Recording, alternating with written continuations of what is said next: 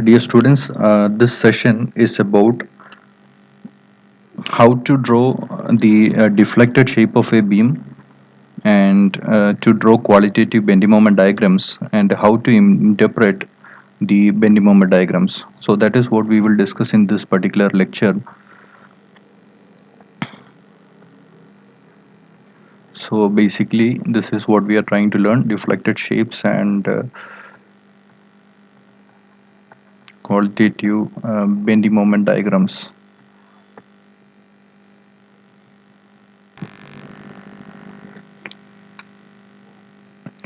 So let us start from the basic cases. Let us consider a cantilever beam. So this is a cantilever. So when we say cantilever, let us consider the load to be W and the length to be L. That cantilever simply means that the beam is embedded into a support. So this may be a wall and the beam is well embedded into the wall. So let us try to draw the deflected shape of it. The deflected shape is going to look something like this.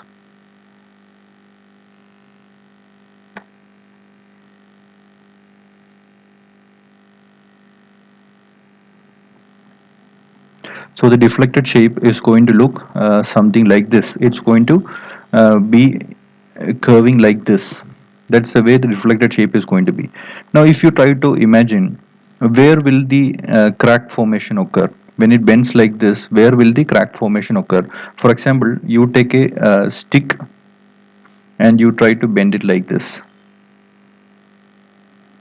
You take a stick and you try to bend it like this. Where will the crack formation occur? It is going to form on the outer sides. Similar way, when it bends in the form of a cantilever, the cracks are going to form on the upper side. So these are the portions where the cracking is going to occur. That is, these are the regions where the tension is going to develop due to bending. Okay, and these kind of bending formation, we call it as hogging. When tension develops at the top, we call it as hogging. Okay, simply means that if it is a concrete beam, we have to reinforce the top. In case of a cantilever, the steel reinforcement should be provided at the top. That is the idea of why we need to know what is the nature of bending moment, because concrete is weak in tension and we have to reinforce it based on where the tension is going to form. So if I try to draw the bending moment diagram for this particular case,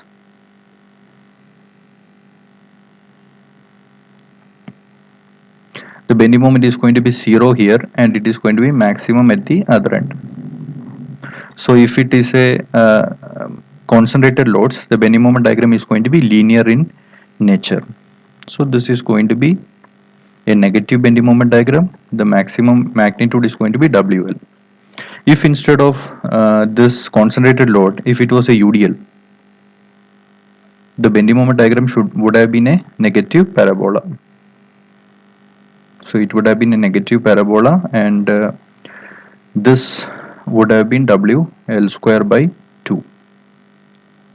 So this is how we draw the bending moment diagram for this case. And again, we by convention we try to draw the bending moment diagram on that side where the of the reference line where the tension is going to occur. For example, in this case, the bending moment diagram is drawn on the top of the reference line. This horizontal line is the reference line and the bending moment diagram is shown on the top, simply indicating that tension is occurring at the top of the beam. Okay, so this is case number 1. Now let us consider the next case.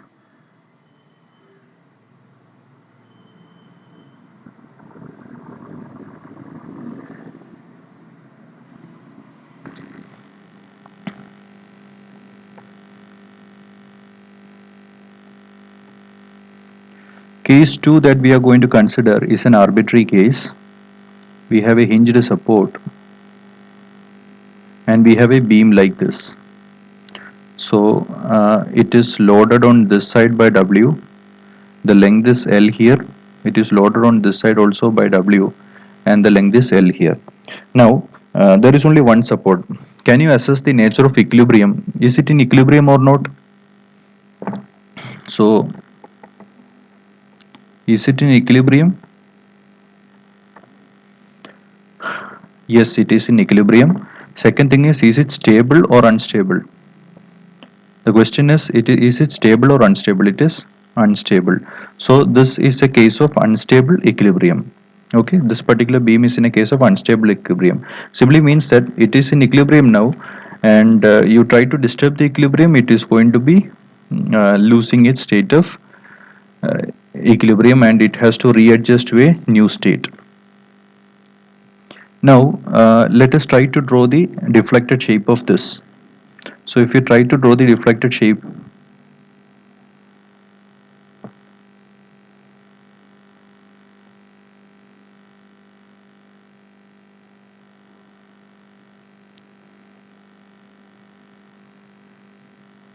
the beam is going to bend somewhat like this. So the beam is bending like this. So again, the nature of bending is of this format. You are taking a stick and bending it in this format. The cracks are going to form on the outer side. So if I draw the formation of cracks, the cracks are going to form on the outer side. Simply means that the tension is going to come on the top of the beam. If I try to draw the bending moment, we can draw the bending moment in this format.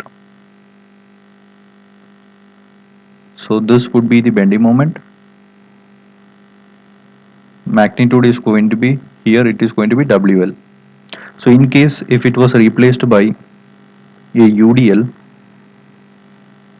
of magnitude of intensity W, you would have had a negative parabola like this. This magnitude would have been WL square by 2. Again, if you see, if you try to draw an arbitrary support here, you will see that this is equivalent to two cantilever beams. The nature of reflection is equivalent to two cantilever beams. You will see that this is like a cantilever on towards the left as well as a cantilever towards the right. So you can see that by looking into the previous example we discussed. Now again, important thing that you have to notice where the tension is going to occur. And when we say tension is going to occur on the top, it means that you have to reinforce the top when it comes to concrete design. And another important thing is when you represent it on a bending moment diagram, typically you represent the bending moment on top of the reference line, indicating that the tension is occurring on the top of the beam. Now let us go to the third case.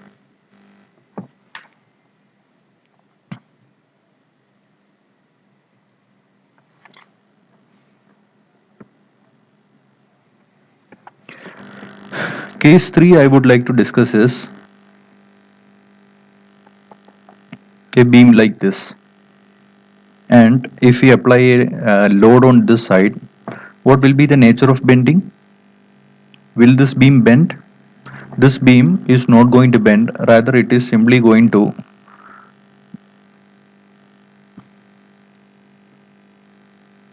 it will simply rotate about this axis. What I mean to say is that this particular beam is going to remain perfectly straight. So here what has occurred is, we call this as rigid body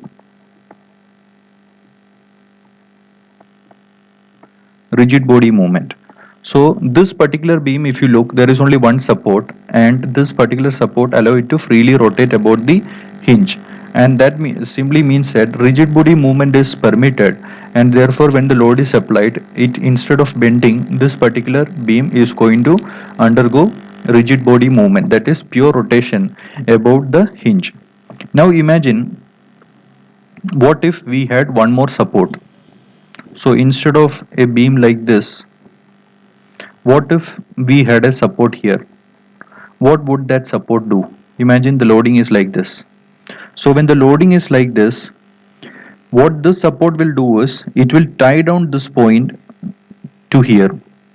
Okay, when a load is applied here, the tendency of this particular point will be to lift up. when the load is applied at this particular point, the tendency of this point will be to lift up. However, if there is a support there, what the support will do is it will try to pull down this particular point. So in turn, what is going to occur is we are going to have a bending coming here, something like this. So if you try to draw the deflected shape, what is going to occur is you are going to have something like this occurring. So this particular beam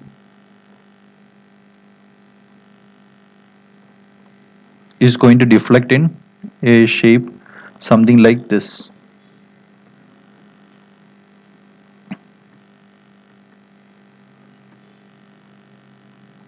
So this is the nature in which the beam is going to deflect.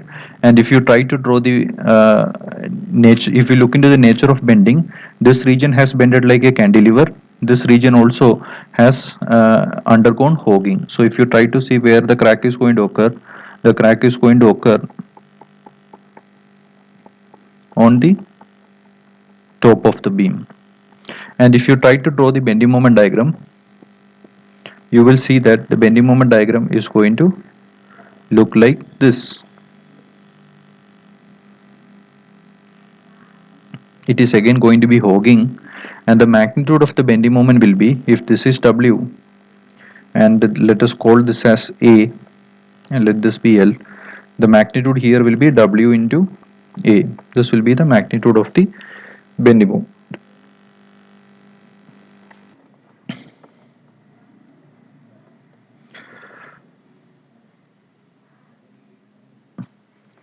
Now imagine a case like this. What would have happened if we had a loading on this span also? If there was a loading here also, what would have occurred? Okay, imagine we have a load W and this is L, this is W and this is A. Imagine we had a load like this also, what would have occurred? This span is going to undergo sagging. Okay, so in case we had a loading like that, what would have occurred is there would have been sagging, and at some point it is going to shift to hogging.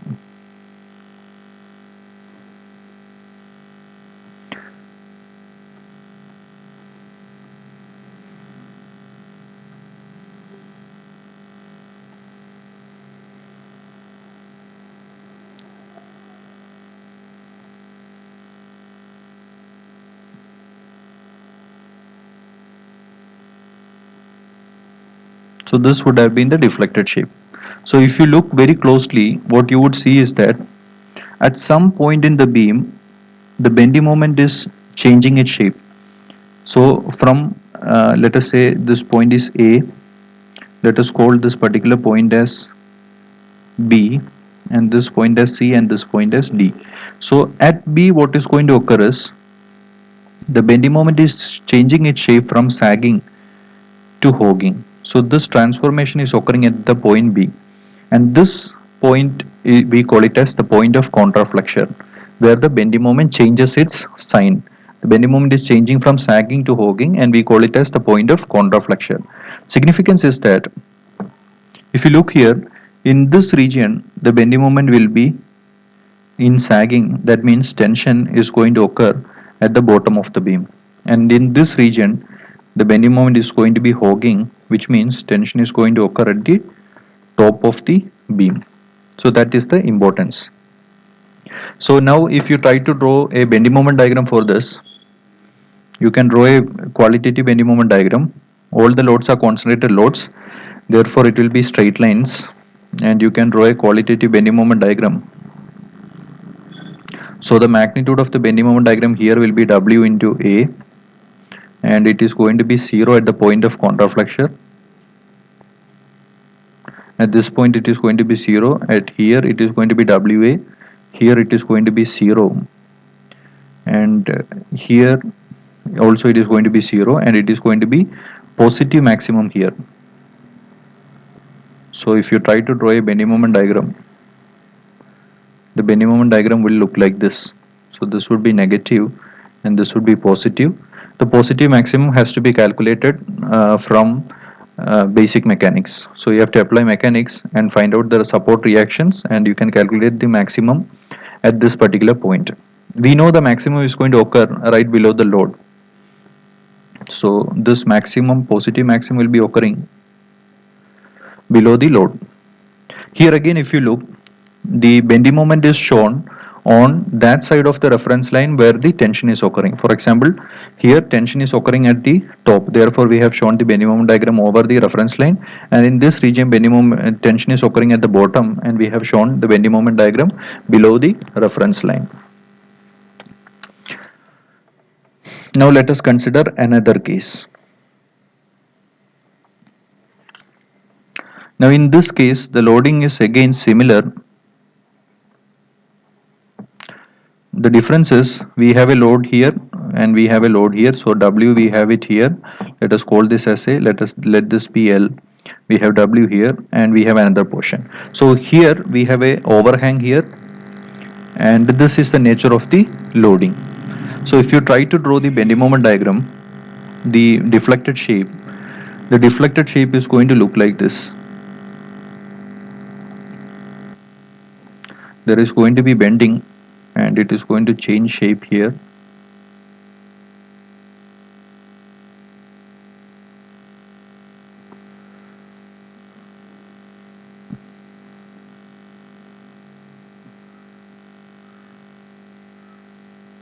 So this would be the bending moment diagram, and what you have to understand is this region is going to be perfectly straight. Okay, so what we have to, the important things we have to notice is this particular overhanging region is not at all constrained from moving up or down. This overhanging region is totally free from moving up or down. Unlike this overhanging portion, if there was not a load here, this portion, this overhanging portion would also have bended up like this. However, since we are having a load here, this portion is going down. That means a load or a support is going to constrain the movement of this overhang. Here we neither have a load nor have a support which is constraining the movement of this overhang. So unless there is a restriction for movement, there will not be any force that will be developed in the structure. So if you look here, this much region is perfectly straight. There is no bending in this region, and therefore there will be no bending moment also in that region. In this region, here again if you look, at some point the bending moment has changed shape, that is the point of contraflexure, and this much region is undergoing hogging and this much region is undergoing sagging. So if I number the regions, let this be A, let this be B, let this be C, D and E. So the region AB is perfectly straight, so that means there is no bending moment, so the bending moment is no. And in the region BC, if you look, it is sagging, and in the region C is the point of contraflexure, bending moment is changing sign, and in the region C to E it is hogging. Okay, so it is hogging and it is sagging. So if I try to draw a qualitative bending moment diagram, again qualitative bending moment diagram can be drawn very easily. At point A the bending moment is 0, at point B also the bending moment is 0. At right below this load it is going to be positive maximum. We do not know the magnitude unless we find out the support reactions. And at point C it is going to be 0, and at point D it is going to be maximum, negative. The magnitude can be found out very easily, W into A, and at point D it is going to be 0. So if you want to draw a bending moment diagram, the bending moment diagram will be like this. So this would be the bending moment diagram. This value would be negative and this is WA. This would be positive, and positive maximum has to be found out by evaluating the support reactions.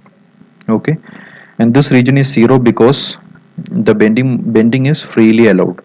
Unlike the cantilever on this side, I mean the overhanging portion on this side, the overhanging portion on this side is restricted from moving freely by the load. or if there was a support also, the case would be the same. However, here it is allowed to move freely, and when it is rotating freely, there will not be any resistance to rotation and no bending moment is developed. Okay, I hope the idea is clear. Now, the next case we would try to consider is that of a continuous beam. Let us try to consider the case of a continuous beam. So if I try to draw a continuous beam, the kind of cases which we consider in our questions. So let this be the beam, and let there be a load here, let there be another load here, and let this be a UDL. Let us try to see how this is going to behave. Okay, so let us call this as point A, B, C, D, and E. Okay, the magnitude of the loads are arbitrary. So if I try to draw, the first thing we have to draw is we have to draw the deflected shape. So if I try to draw the deflected shape, the deflected shape is going to be like this. So it is, the slope is going to be 0 here. So at the support, again it is going to hog, then again it is going to shift to sag, then again it is going to hog, it is going to shift it to sagging, it's going to hog, and this would be the deflected shape. So if I try to draw it,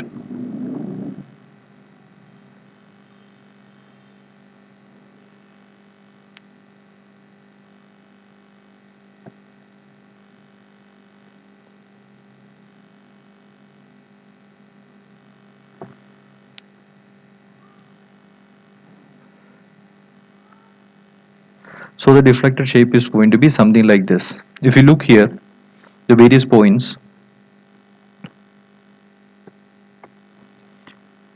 at somewhere here, what you can see is the bending moment is shifting from,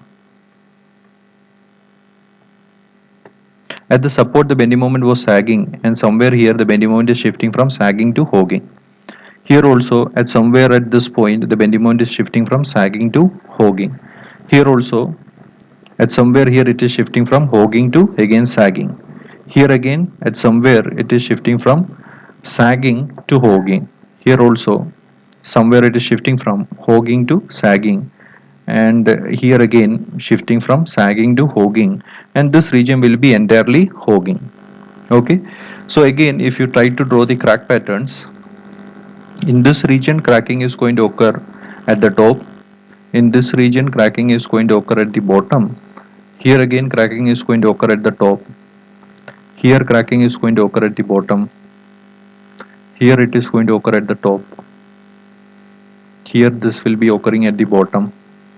Similarly in this region it will be entirely at the top that the cracking is going to, tension crack is going to develop. So this gives you an idea of where you have to put the reinforcement when it comes to designing a reinforced concrete beam. Now let us try to draw the qualitative bending moment diagram based on the idea that we have here.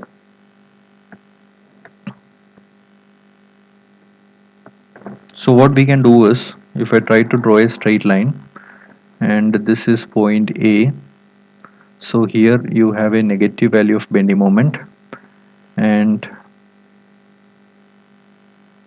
at this point the bending moment becomes 0, and right under this load the bending moment will be positive maximum. Here again the bending moment becomes 0. Here again it is going to be at support, there is going to be negative bending moment. Here again it is going to become 0, and here you will have positive maximum. Here the bending moment will be, here the bending moment is going to be again negative. At this point the bending moment is going to be 0. Here the bending moment is going to be positive maximum. Here the bending moment is going to be again 0. It is going to be negative, and in this entire region it is going to be negative. Now how do we draw this? So in this region you are only having concentrated loads, so the bending moment variation is going to be a straight line variation. So you can simply join this line like this, straight line, and in this region you are having a UDL, therefore the bending moment is going to vary in the form of a parabola. So if I try to join it by a parabola, which is going to be a curve, so this is a curve. Now in this region also you are only having straight lines, so you can join it by straight lines, and in this region also you are only having straight lines, so you can join it by straight line. So this is negative, positive, negative, positive, negative, positive, negative. So this is how you draw a general qualitative bending moment diagram. So you can guess and give an idea of where the bending moment is going to be positive and where it is going to be maximum negative. So the regions at the top indicate that in those regions tension is going to occur at the top. Similarly, the regions of positive indicate that the tension is going to be occurring at the bottom or below the reference line in those regions. Now, another easier way to draw the bending moment diagram is, what we can do is we can draw the free bending moment diagram, simply supported bending moment diagrams, or simply put it, bending moment diagrams for the span loads considering the spans as simply supported. Okay, so how do we do that? So drawing simply supported, considering the spans as simply supported, and drawing bending moment diagram considering the span loads alone. So here both of them we will be drawing on the same side. So this is positive because it is what you call as the simply supported bending moment diagram, which is sagging in nature, and this again will be positive simply supported bending moment diagram, and again here also you will be having a positive. Okay, now the support bending moment diagrams, how do we draw that? So to draw the support bending moment diagrams, what you have to draw is you have to mark the support moments. So this is a support moment here, and the support moment here may be, let us say this is the value, and let us say this is the support moment here, and here also you know the value of support moment. Simply mark them. If they are negative, mark all of them on the top, and then all you have to do is the support moments will be having a linear variation. So this would be joined by straight lines. So this region would be negative, this would be the positive, this again would be negative, this would be positive, this would be negative, this would be positive, and this would be negative.